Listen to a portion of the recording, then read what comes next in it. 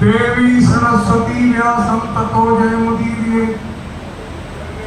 निधानं कलिमलमथनं पावनं पावनानां पात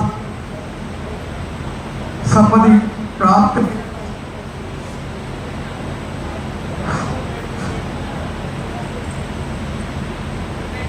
ये भागवत कथा को पहली बार इस धरा पर नित्य स्मरणीय महाराज परीक्षित लाए थे और यहाँ श्रावण मास अधिक मास में उत्तरा कुमार के स्थान पर ये कथा राम कुमार जी लाए हैं, उनको मैं प्रणाम करता हूँ। आज के भौतिक युग में जब विश्व के ज्यादातर संत महात्मा और कथाकार भौतिकवाद की चादर में लिपटते जा रहे हैं, वहां एक सात्विक व्यक्ति यदि कथा करे तो वो भी निरंतर प्रणाम योग्य है।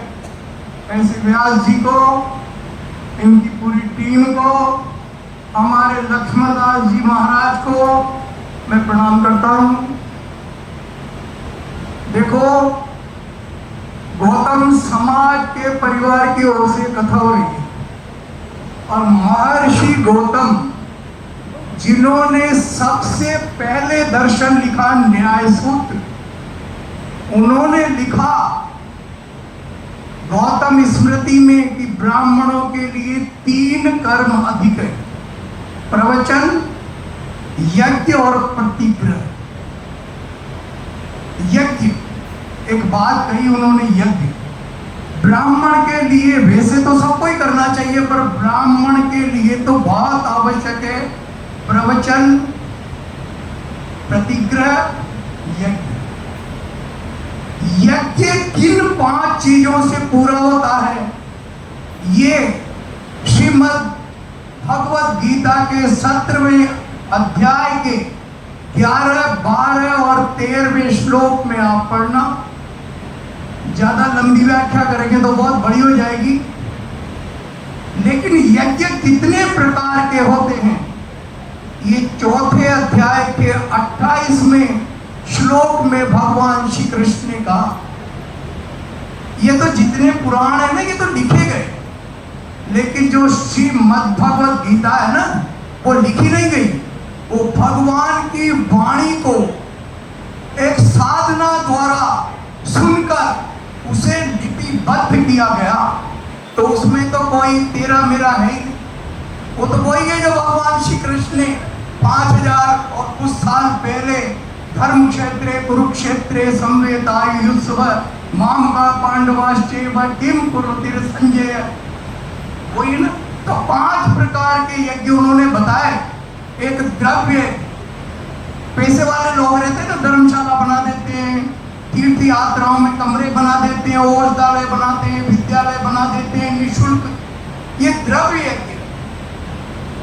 दूसरा है तप यज्ञ।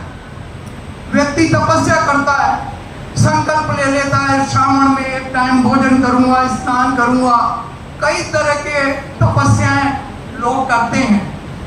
ये दूसरा यज्ञ है तप यज्ञ। तीसरा है योग यज्ञ, अष्टांग योग, पातंजलि योग और हठ योग। ये तीसरे प्रकार का यज्ञ गीता के 4th अध्याय के 28वें श्लोक में कहा गया। और चौथे प्रकार का यज्ञ है स्वाध्याय यज्ञ। आदमी रोज रामायण पढ़ता है, मनन करता है, भागवत पढ़ता है, हमारे महाराज जी जप कर रहे हैं, माला फेर रहे हैं, ये स्वाध्याय यज्ञ है, अपने आप स्व।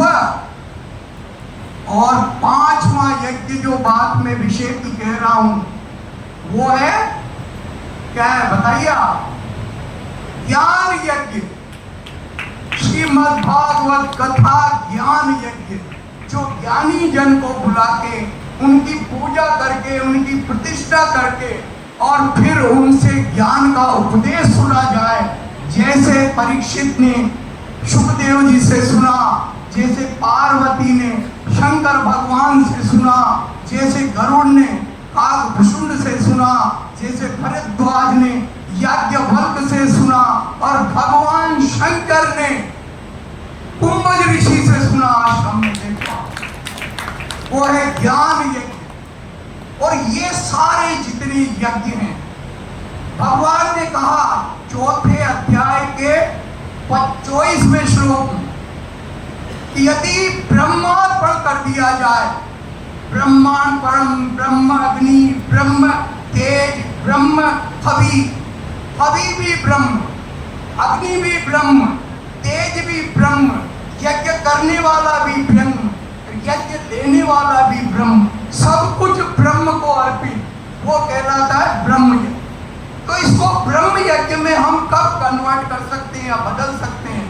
जब एक तो निष्काम रूप से करें और दम्भ रहित करें, अहंकार रहित होकर करें। ये बात इसी श्रीमद् भगवत गीता में 5वें अध्याय के 30वें श्लोक में भगवान ने कही कि सारी इंद्रियों को जो भी कर्म करते हो भगवान में लगा। और वाल्मीकि ने रामचरितमानस में कहा, भगवान ने कहा वाल्मीकि से मैं कहा हूं। वाल्मीकि ऋषि ने कहा कहाँ रहूं नहीं, कहाँ रहते हो ये मैं बताता हूं आपको। आप मुझसे पूछ रहे हो कहाँ रहूं, मैं तो ये बताता हूं आप रहते कहाँ हो। तुम्हें निवेदित भोजन करही, प्रभु अज्ञापट भूषण धरही, चरण राम तीर्थ चल जाई, राम बसो तिनके मन। जिनके श्रवण समुद्र समाना, कथा तुम्हार सुबह सुर नाना। जिनके कान आपकी कथाओं को तरसते, जिनके नैन आपके दर्शन को तरसते हैं, जिसके हाथ आपके भजन को तरसते हैं, जिसके चरण आपके तीर्थ यात्रा, आपके मंदिर, आपकी कथा में जाने को तरसते हैं, उनके हृदय में रहो। तब है ब्रह्म यज्ञ। इस भावना से कर्म करो।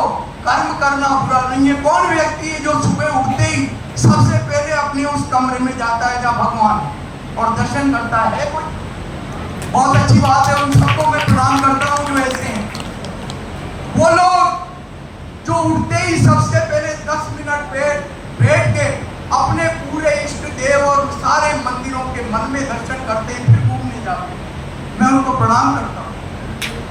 जो भोजन करने के पहले भगवान को अर्पित करते हैं, मैं उनको प्रणाम करता हूँ। और जो नए कपड़े सिलाने के बाद पहली बार भगवान के मंदिर में पाटे पे रख के पहनते हैं, उनको मैं प्रणाम करता हूँ। ये भाव सारे कर्म भगवान को अर्पित हो जाते हैं। तो भगवान ने गीता में कहा ना, यो यथा माम प्रपद्यन्ते ताम तथा भजाम्यहम्। जो मुझे जैसे भजेगा और जो मेरी शरण में आ जाएगा, मामेकम सर्व धर्म परित्यज्य मामेकम शरणं व्रज। सब धर्मों को, सब कर्मों को छोड़कर मेरी शरण में आ गया तो मैं तो तुझे पाप क्या हर चीज से मुक्त कर दूंगा।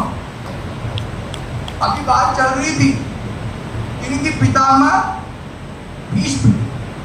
देखो बुरा मत मानो, पितामह भीष्म भगवान को जानते थे, लेकिन सारे कर्म, सारे मन, सारे धर्म भगवान को अर्पित नहीं किए। हस्तिनापुर के सिंहासन से बंधे रहे, इसलिए शिक्षा सैया पर सोना पड़ा। भगवान को अर्पित कर देते तो प्रश्न ही नहीं उठता छठैया पे रखने का। और मैं आपको एक उदाहरण देता हूं। एक संत हुए ऐसे ही, इन संतों में एक कोई नहीं, बहुत सारे। एक संत हुए, महर्षि गौतम भी ऐसे थे, लेकिन आज के युग में हुए विवेकानंद के गुरु रामकृष्ण परम। उनसे एक मेरे जैसे व्यक्ति ने पूछा कि जब आपने सब कुछ ब्रह्म भगवान को अर्पित कर रखा है, तो फिर आप ये कर्म करते हैं? सुबह उठते हैं, फिर नहाते हैं, फिर भगवान का नाम लेते हैं, फिर घूमने जाते हैं, फिर भगवान का, जब सब कुछ अर्पित कर दिया तो ये सब करने की जरूरत क्या है? आपके तो सब कुछ अर्पित है भगवान। बड़ा गंभीर प्रश्न किया, आपके सामने भी है कि हम ये करें क्यों? जब भगवान के दर्शन उनको हो गए, देवी के दर्शन उनको हो गए, फिर उन्हें क्या जरूरत है रोज देवी के आगे नाचने की, या देवी का नाम लेने की, या सुबह नहाने की, या अपने शिष्यों को प्रवचन देने की, अच्छी बातें बताने की? उन्होंने कहा बेटा नीचे जाओ टंकर में, एक लोटा रखा है, लोटा उसने ढूंढा, एक लोटा मिला हुआ, उन्होंने बता दिया था पहले उनके पास एक लोटा था, हमेशा वो लोटा रखते थे। कहा उन्होंने कहा ऐसा एक लोटा है, वो लेके आओ, वो लोटा लेके आए। उसने कहा देखो ये लोटा कब का बना है, उसमें सन लिखा हुआ था, तारीख लिखी हुई थी। उन्होंने कहा ये मेरा लोटा है, इसको भी देखो ये कब का बना हुआ है, उसमें भी वही तारीख। उन्होंने कहा ये मेरा लोटा है, कितना शुभ्र है, कितना चमकदार, और ये जो तुम लोटा नीचे से लाए हो कैसा हो गया है, काला, इसमें दूध अगर मैं डालूं तो तुम पियोगे? महाराज इसमें कैसे पियो, ये तो पूरा नीला हो गया, पीला हो गया। उन्होंने कहा इसमें तुम भोजन रखे तो खाओगे? उन्होंने कहा नहीं नहीं, कैसे खा सकते, इससे स्नान करोगे? उन्होंने कहा ऐसे कैसे करेंगे, पहले इसको मान। उन्होंने कहा जैसे इस लोटे को रोज मांजने से चमकदार हो गया है उसी समय का, और ये लोटा एक तरफ पड़ा रहने से, हालांकि मंदिर में पड़ा है, भगवान को अर्पित है, फिर भी काला और गंदा हो गया है, और इसमें कोई अच्छी चीज डाल नहीं सकता, दूध डाल नहीं सकता। इसी तरह महाराज इसमें कैसे पियो, ये तो पूरा नीला हो गया, पीला हो गया। उन्होंने कहा इसमें तुम भोजन रखे तो खाओगे? उन्होंने कहा नहीं नहीं, कैसे खा सकते, इससे स्नान करोगे? उन्होंने कहा ऐसे कैसे करेंगे, पहले इसको मान। उन्होंने कहा जैसे इस लोटे को रोज मांजने से चमकदार हो गया है उसी समय का, और ये लोटा एक तरफ पड़ा रहने से, हालांकि मंदिर में पड़ा है, भगवान को अर्पित है, फिर भी काला और गंदा हो गया है, और इसमें कोई अच्छी चीज डाल नहीं सकता, दूध डाल नहीं सकता।